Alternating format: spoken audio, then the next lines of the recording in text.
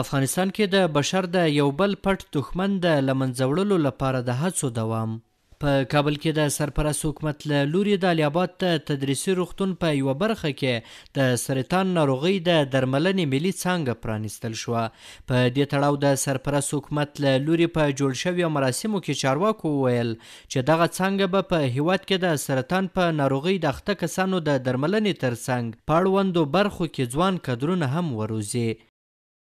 دوی زیاته کړه چې د سرطان د ناروغۍ د درملنې دغه څانګه په نړیوالو ستندردونو برابره ده او په ښه شکل سره به د ناروغانو درملنه وکړي.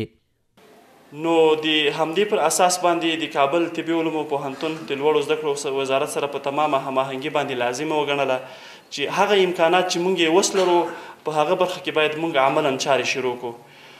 نو موږ د داخلي د کانسرونو د داخلي برخه او د جراحي برخه او په عین وخت کې تشخیصیه برخه دا لازمه مناسبه وګڼله چې پرانیزو.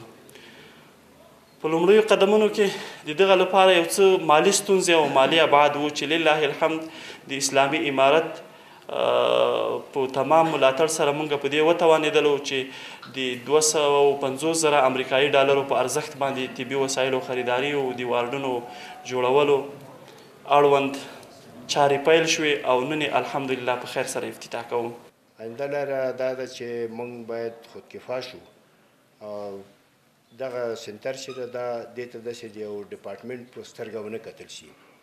دا باید یو کلینیک شي چې د لاندې راډیولوژي هم وي، پاتالوژي هم وي او نور ډسپلینونه چې دې سره ارتباط لري هغه هم ورسره وي. دا د شعاع برخه هم د ده سره یو ځای وي. دا به بیا رشد کوي. او دوم شی دا ده چې موږ ظرفیت سازي باندې کار وکړو. داخل ملک یې موږ وکړو، د دنیا سره هم پول جوړ کړو او دا 2 سنټره چې دي د دې ترمنځ باید یو مستقیم پول وي. په الیاباد روغتون کې د سرطاني ناروغیو د څانګې مسؤلین وایي چې په دې څانګه باندې نږدې 60 میلیونه افغانۍ لګښت راغلی او د ودانۍ چارې 80% بشپړې شوې او د روان لمریز کال تر پایه به ګټې اخیستنې ته وسپارل شي. تقریبا 60 میلیونه افغانۍ نه زیات مصرف په دې ځای باندې شوی دی. دغه واټ چې دی د سرطاني داخله او جراحي ناروغان لپاره دی چې مجموعاً اوس موږ 32 بستره لرو چې په هغې کې جراحي او داخلا دواړه ناروغان موږ دلته تداوي کوو. د دوی په خبره چې اوس مهال یې د الیاباد روغتون په یوه ودانۍ کې خپلې چارې رسما پیل کړې او د خپلې ودانۍ د کارونو له بشپړېدو سره سم به هلته انتقال شي. په دې برخه کې خو موږ اوس په دې تعمیر کې موقتي یو.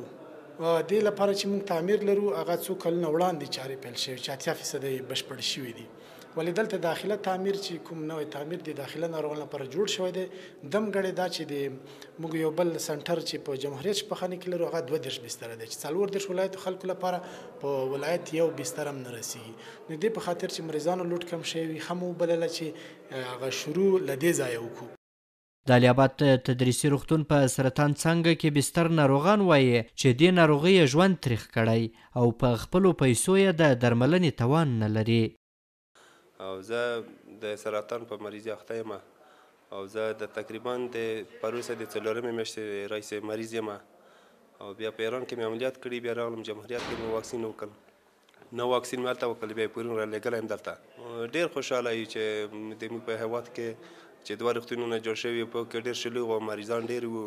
او د ما دا مریضي خو دا 3 میاشتې شو خو یو خو بل خو معاینات وکړه او پرون راغلي دلته بستر شوي وو.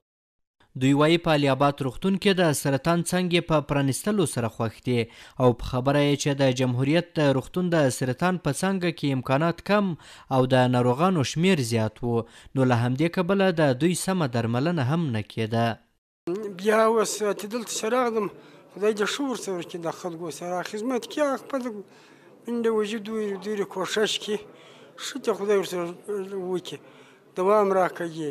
ډېر خوشحال چې یو شی پیدا شي موږ ته نو څه ته به خوشحاله کېږو.